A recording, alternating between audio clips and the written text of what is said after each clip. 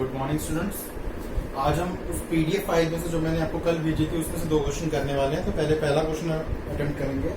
Question मैं read कर देता हूँ आपके लिए, क्लासरूम प्रैक्टिसेस वाला। On 31st December 2000 the balance sheet of A&B sharing profit and losses equally stood as follows. सबसे पहले हमारे पास कैश बैलेंस है। सबसे पहले कैश बैलेंस है। कैश बैलेंस हम क्या करेंगे, कैश अकाउंट में नोट कर देंगे balance BD, cash balance 2000। After that stock है 8000, नीचे लिखते हैं stock should be depreciated to 5000। Stock should be depreciated to 5000।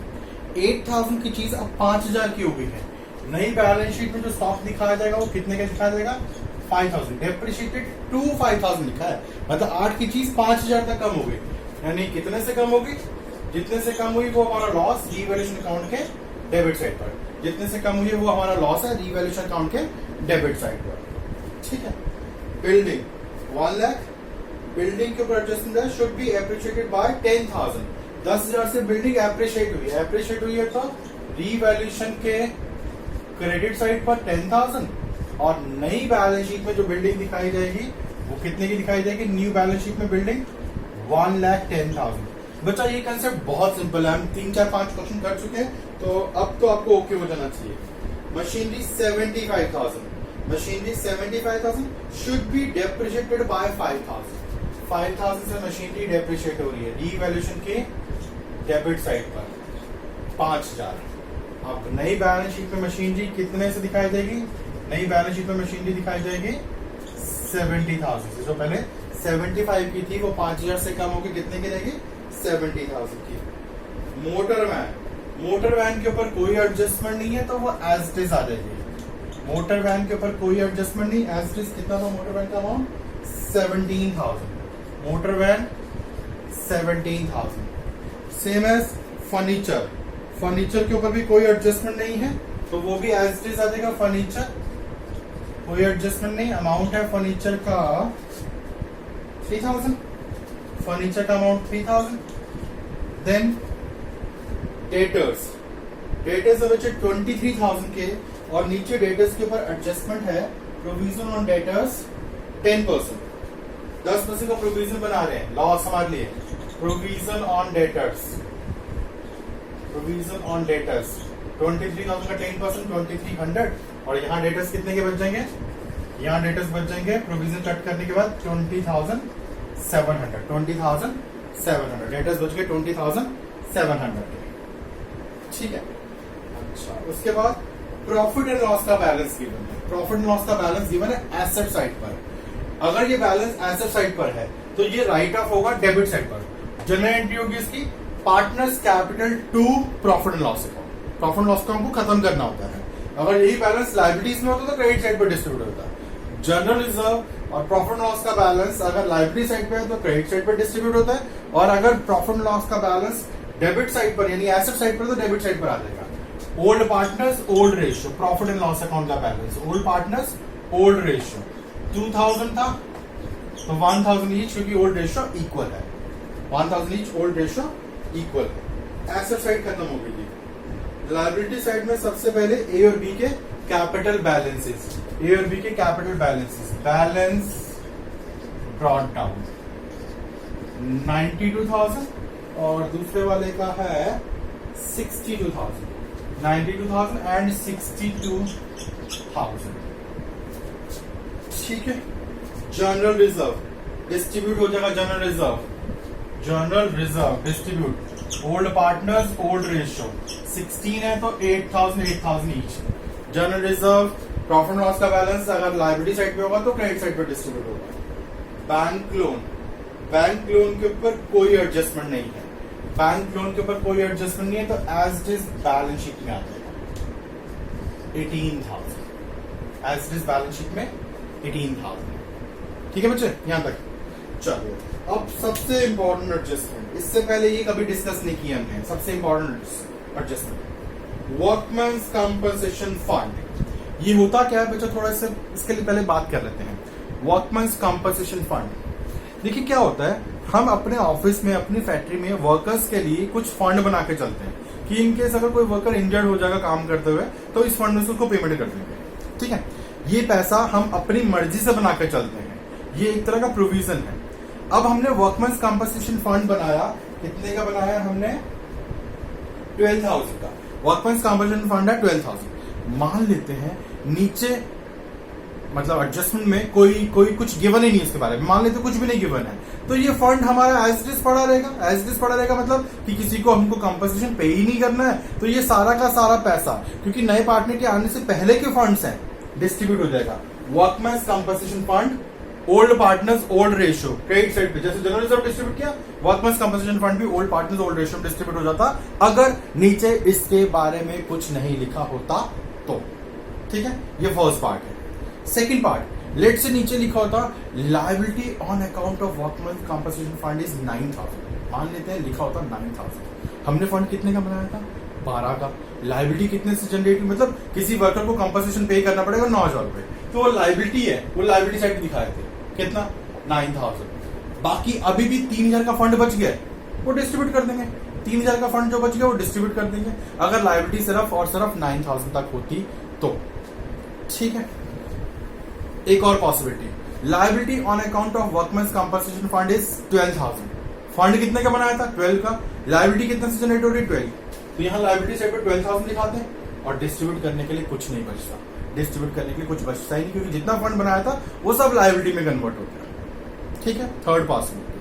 Fourth possibility, liability on account of workman's compensation fund is 18,000। हमने जो फंड क्रिएट किया था वो सिर्फ 12,000 का था। हमने जो फंड क्रिएट किया था वो 12,000 का था, पहले से बैलेंस शीट में था, बट लायबिलिटी होगी 18, तो लायबिलिटी साइड पे शो करेंगे 18,000 और जो 6,000 एक्स्ट्रा पे करने पड़ेंगे वो हमारी लॉस है। रीवैल्यूएशन की डेबिट चेक कर लेगा, रीवैल्यूएशन अकाउंट की डेबिट से। ठीक है, तो ये वर्कमैन्स कंपनसेशन फंड की 4 पॉसिबिलिटीज हो सकती हैं। वीडियो को रिवाइंड करके दोबारा से सुन लीजिएगा। ठीक है, चलिए अब देखते हैं इस क्वेश्चन में क्या है। इस क्वेश्चन में वर्कमैन्स कंपनसेशन फंड की लायबिलिटी है 10,900। Liability for workman's compensation fund, liability for workman's compensation fund 10,900, जबकि फंड कितने का था? 12,000 का। लायबिलिटी कितने से? 10,900, यानी जो 1,100 रुपए बच गए हैं वो इनके बीच में डिस्ट्रीब्यूट हो जाएंगे। 1,100 रुपीज जो बच गया है, 1,100 कैसे बचा? टोटल जो फंड था वो था 12,000, लायबिलिटी जो नीचे लिखी है वो है 10,900, यानी जो 1,100 बच गए हैं वो इन दोनों के बीच में डिस्ट्रीब्यूट हो जाएंगे इक्वल 550 ईच। ये था इसका ट्रीटमेंट। नेक्स्ट, वर्कमैन्स कंपनसेशन फंड के बाद क्रेडिटर्स। क्रेडिटर्स के ऊपर भी एडजस्टमेंट है, प्रोविजन ऑन क्रेडिटर्स। क्रेडिटर्स हमको 5% का डिस्काउंट देंगे, क्रेडिटर्स डिस्काउंट देंगे। क्रेडिटर्स अगर हमको डिस्काउंट देंगे तो हमारे लिए प्रॉफिट 30,000 का 5% 1,500, और अब क्रेडिटर्स कितने बच जाएंगे? 28,500। क्रेडिटर्स कितने बच जाएंगे? 28,500 के। ठीक है बच्चे, चलिए तो बैलेंस शीट तो खत्म कर ली हमने, अब बाकी देखते हैं बाकी क्या कहते हैं।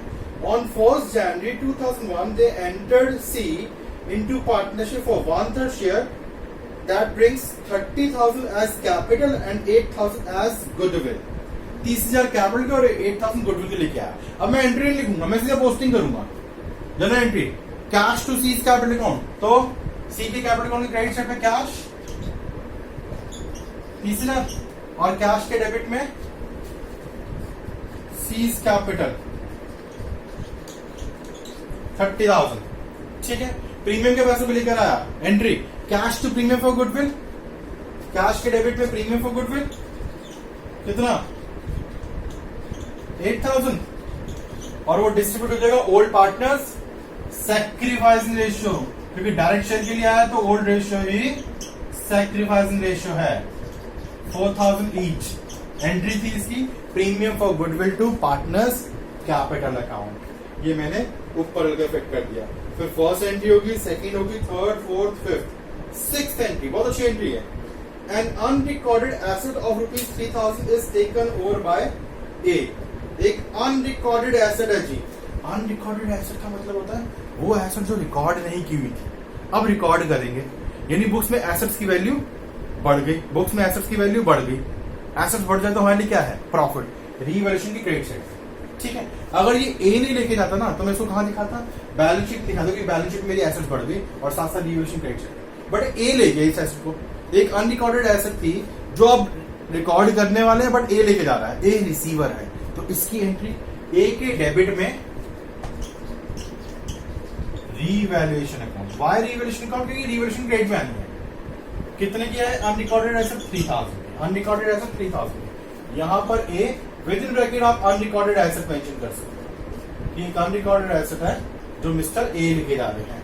अगर ये ए नहीं लेके जाते तो मैं इसको यहां दिखाता, तब ए में कुछ नहीं आता, रीवैल्यूएशन क्रेडिट साइड में अनरिकॉर्डेड एसेट और यहां भी अनरिकॉर्डेड एसेट के नाम से, अगर ए नहीं लेके जाता। नेक्स्ट है, there is an unrecorded liability of 1300, unrecorded liability of 1300। अब की बार एक ऐसी लायबिलिटी जो रिकॉर्ड नहीं की थी उसको रिकॉर्ड करना है, लायबिलिटी बढ़ रही है हमारे लिए, लॉस, अनरिकॉर्डेड लायबिलिटी रीवैल्यूएशन के डेबिट साइड पर 1300 और यहां पर अनरिकॉर्डेड लायबिलिटी, लायबिलिटी साइड पे आ जाएगी जी 1300। ठीक है जी, तो वर्कमेंस कंपनसेशन फंड हमने कर लिया, ये तीन चीजें मेन बनानी थी, ये वर्किंग नोट पे बनता है हमारा, बस खत्म करते हैं। तो सबसे पहला काम मुझे क्या करना है, मुझे रीवैल्यूएशन अकाउंट क्लोज करना है। रीवैल्यूएशन अकाउंट 14,500, 8 and 11,600, 2,900 का प्रॉफिट है जो कि ए और बी में डिस्ट्रीब्यूट हो जाएगा। Old partners old ratio 1450, 1450। यहाँ प्रॉफिट है, यहाँ रीवैल्यूएशन क्रेडिट साइड से पार्टनर्स कैपिटल के, नहीं सॉरी, रीवैल्यूएशन के डेबिट साइड से पार्टनर्स कैपिटल के क्रेडिट साइड पर रीवैल्यूएशन अकाउंट के नाम से 1450, 1450। आप बस अकाउंट्स क्लोज करने हैं, अकाउंट्स क्लोज करने हैं, टोटल करना है 2006 15 106 000 माइनस 4 102 000, इसको लिखते हैं बैलेंस CD 2006 14 76 माइनस 1 75 और ये 30,000। ये बैलेंसेस कहाँ आ जाएंगे, capital account ABC 102 000 75,000 and 30,000, 102 000 75 and 30,000।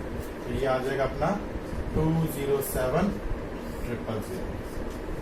ठीक है, और कैश का टोटल बैलेंस CD 32 40,000, 40,000 ये कैश के नाम से आ जाएगा। अगर आप सब कुछ सही किया है तो यहाँ हमारी बैलेंस शीट मैच करेगी, बैलेंस शीट मैच करेगी। तो बैलेंस शीट का टोटल 265 700, 265 700। 16 मिनट में क्वेश्चन सॉल्व हो जाना चाहिए।